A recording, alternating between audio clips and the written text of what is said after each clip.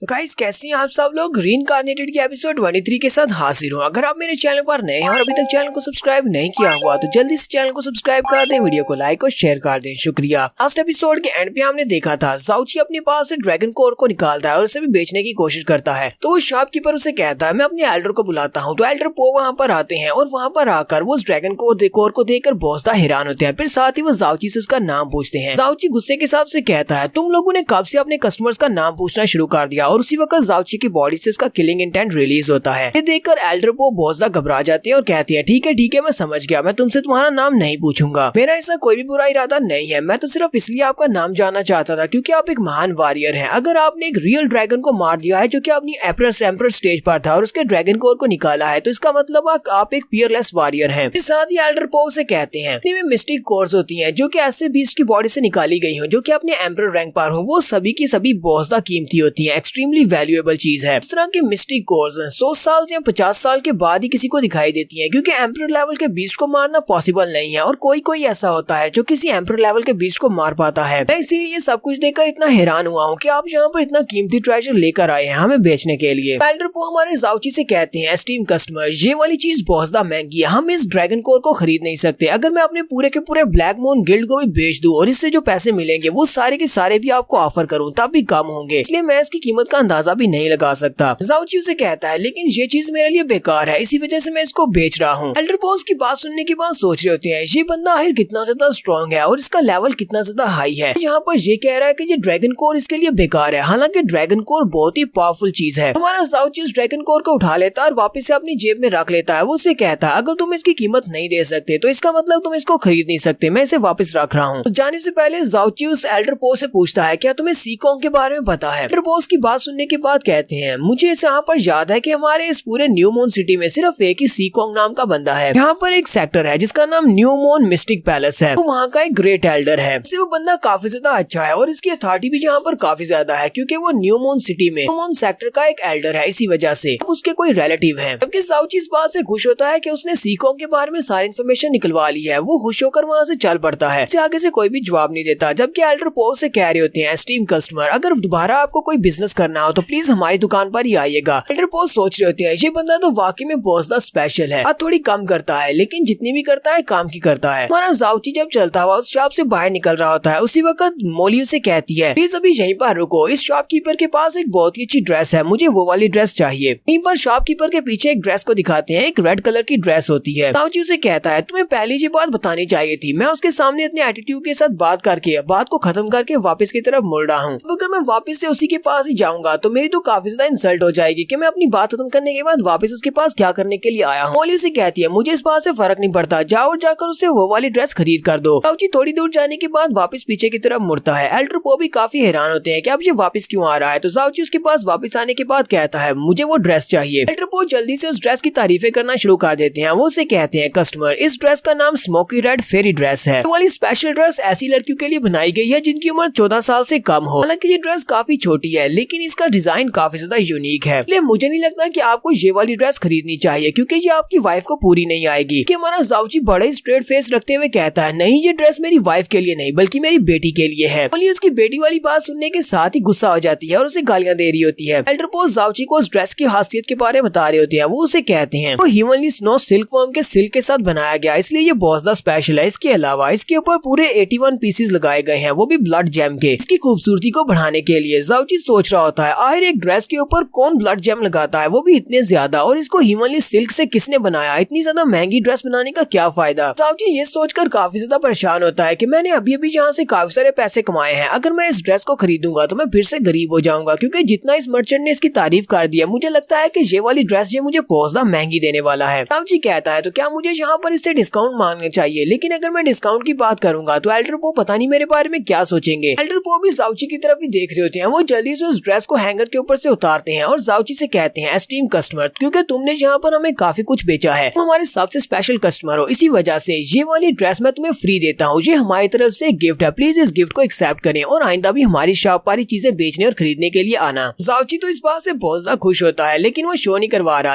वो जल्दी से अपना हाथ आगे बढ़ाता है, ड्रेस ले लेता और कहता है ठीक है मैं तुम्हें याद रखूंगा, अगली बार भी मैं तुम्हारी शॉप के ऊपर ही आऊंगा। ज़ाओची वो ड्रेस लेकर वहाँ से चला जाता है। जबकि उसके जाने के बाद छोटा शॉपकीपर एल्डर पो से कहता कहता है एल्डर पो, मैंने इससे पहले कभी न्यू मून सिटी में इस तरह के मास्टर के बारे में नहीं सुना। साथ ही मैंने इसकी स्ट्रेंथ को भी चेक किया था। जब ये यहाँ पर एंटर हुआ था तब इसकी स्ट्रेंथ मिस्टिक राम के फर्स्ट लेवल पर थी, यानी कि ये इतना ज्यादा स्ट्रॉन्ग नहीं है। एल्डर पो से कहते हैं तुम अभी बहुत ज्यादा यंग हो, इसी वजह से तुम्हें इतना ज्यादा एक्सपीरियंस नहीं है। इस बंदे के पास जो ड्रैगन कोर थी वो एक रियल ड्रैगन की थी। अगर इसने एक एम्परर लेवल के ड्रैगन को मारा है, इसके लिए अपनी स्ट्रेंथ को छुपाना कोई बड़ी बात नहीं है, क्योंकि तुम बहुत ज्यादा वीक हो। इसी वजह से तुम उसकी बॉडी के अंदर से निकलने वाले किलिंग इंटेंट को महसूस नहीं कर पाए। बॉडी के अंदर से जितना ज्यादा किलिंग इंटेंट निकल रहा था, मुझे लगता है कि उसने कम से कम 1 मिलियन लोगों की जान ली है, यानी 10 लाख लोगों की जान ली होगी, जाकर उसकी बॉडी से इतना ज्यादा डेंस हो रहा निकल पा रहा है। ये बात सुनते ही वो छोटा शॉपकीपर भी बहुत ज्यादा घबरा जाता है और कहता है क्या वाकई में वो इतना ज्यादा खतरनाक बंदा था। जाओची शॉप से जब बाहर आता है तो मोली काफी ज्यादा गुस्से में होती है। वो चिल्लाकर उसे कहती है तुम्हारी हिम्मत कैसे हुई वहाँ पर मुझे अपनी बेटी कहने की। जाओची उसे कहता है मास्टर क्या तुम चाहती हो कि मैं वहाँ पर उसे बताता कि ये ड्रेस मेरी मास्टर के लिए। वो भी हैरान हो जाता है कि मेरी मास्टर मुझसे भी छोटी है, इसी वजह से मैंने उसे कह दिया कि ये मेरी बेटी के लिए है। मोली उसे कहती है चलो ठीक है मैं तुम्हें इस बार माफ कर देती हूँ, क्योंकि मुझे यहाँ पर मेरी पसंद की ड्रेस मिल गई है, इसी वजह से। मोली उसे कहती है लेकिन तुमने उस शॉपकीपर को अपने पास से ड्रैगन कोर दिखा दी, तुम्हें इस बात का डर नहीं है कि वो लोग तुम्हारे पीछे लोगों को बेच सकते हैं ताकि तुमसे ड्रैगन कोर को छीना जा सके।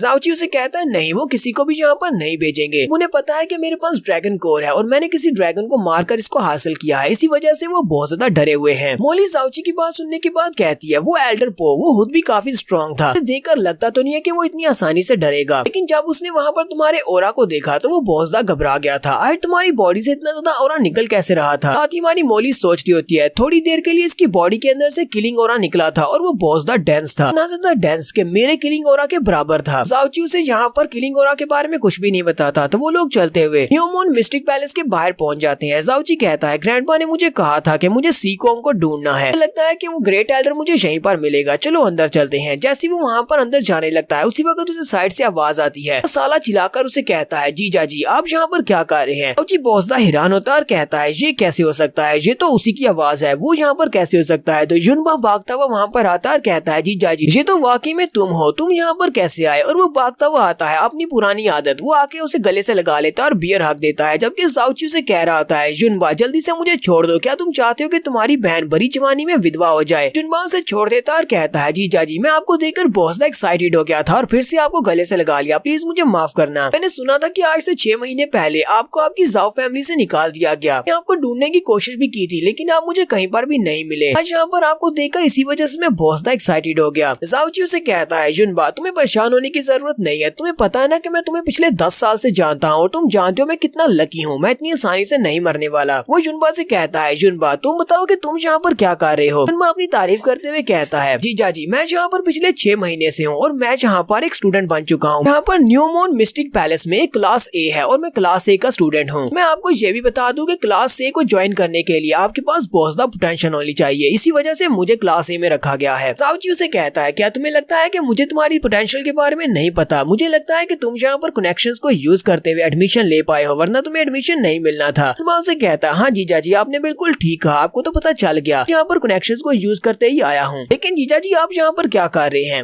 जाओची उसे कहता है चलो मैं भी तुम्हें ये बात बता देता हूँ, मैं भी यहाँ पर कनेक्शंस को यूज करते हुए एक स्टूडेंट बनने के लिए आया हूँ, मैं इनके सेक्टर को ज्वाइन करने वाला हूँ। लोली जाओची से कहती है क्या तुम इस लड़के को जानते हो, ये लड़का कौन है, इसकी एज कितनी है। जाओची उसे कहता है ये मेरा सबसे अच्छा दोस्त है और ये मेरा साला भी है, इसकी उम्र 15 साल है। जाओची उसे कहता है लेकिन तुम इसकी एज के बारे में क्यों जानना चाहती हो। मोली जाओची से कहती है ये लड़का बहुत ज्यादा स्पेशल है, इसकी बॉडी के अंदर जो मेरिडियंस हैं उनको रॉयल लॉर्ड डिवाइन मेरिडियंस कहा जाता है। जाओची मोली से कहता है जरा इस बड़े से भैंसे की तरफ देखो तो सही, तुम्हें किस एंगल से लगता है कि इसके पास रॉयल ब्लड लाइन वाली मेरिडियंस हैं। जबकि युनबा उसे कह रहा होता है क्योंकि मैं पिछले 6 महीने से यहाँ पर स्टूडेंट हूँ तो मैं तुम्हें रास्ता दिखाता हूँ, मेरे पीछे पीछे आओ। मोली जाओची से कहती है इसकी मेरिडियंस बहुत ज्यादा स्पेशल है, एक नॉर्मल इंसान के मुकाबले में इसकी मेरिडियंस बहुत ज्यादा वाइडर है, कि इसकी जो मेरिडियंस का स्ट्रक्चर है वो नॉर्मल इंसान के मुकाबले में डिफरेंट है। इस बंदे को अपने आप को लेवल अप करने के लिए एक नॉर्मल इंसान के मुकाबले में 10 गुना ज्यादा मेहनत करना पड़ेगी। मोली जाओची से कहती है जिस जगह से मैं आई हूँ वहाँ पर इस तरह के लोग बहुत ज्यादा पावरफुल होते हैं और इस तरह के लोग ही पूरे के पूरे कंट्री के ऊपर राज करने के लायक होते हैं, लेकिन एक बार जो अपनी कल्टीवेशन को बढ़ा लें, एक कंट्री में तो रिसोर्सेज बहुत ज्यादा है जहाँ पर उनको लेवल अप करने में ज्यादा मुश्किल नहीं होती, लेकिन जहाँ पर ये लड़का सबसे ज्यादा बदकिस्मत है, यहाँ पर इसके पास इतने रिसोर्सेज नहीं है कि जो अपनी कल्टीवेशन को बढ़ा सके। मुझे तो लगता है कि ये अपनी बेसिक लेवल से भी ऊपर नहीं जा पाएगा, क्योंकि यहाँ पर इस कंट्री में बहुत ही कम रिसोर्सेज हैं। इस लड़के को लेवल अप करने के लिए बहुत ज्यादा रिसोर्सेज की जरूरत है। जाओची भी उसकी बात सुनने के बाद वहीं पर खामोश हो जाता है। नेक्स्ट सीन सीन में देखेंगे क्या हमारा जाउची न्यू मून मिस्टिक सेक्टर को ज्वाइन कर पाएगा या नहीं। तो यहीं पर हम लोग अपनी रीइंकार्नेटेड के एपिसोड 23 का एंड करेंगे। एपिसोड की एक्सप्लेनेशन अच्छी लगी हो तो कमेंट करके जरूर बताइएगा। चैनल को सब्सक्राइब कर दें, वीडियो को लाइक और शेयर कर दें। शुक्रिया।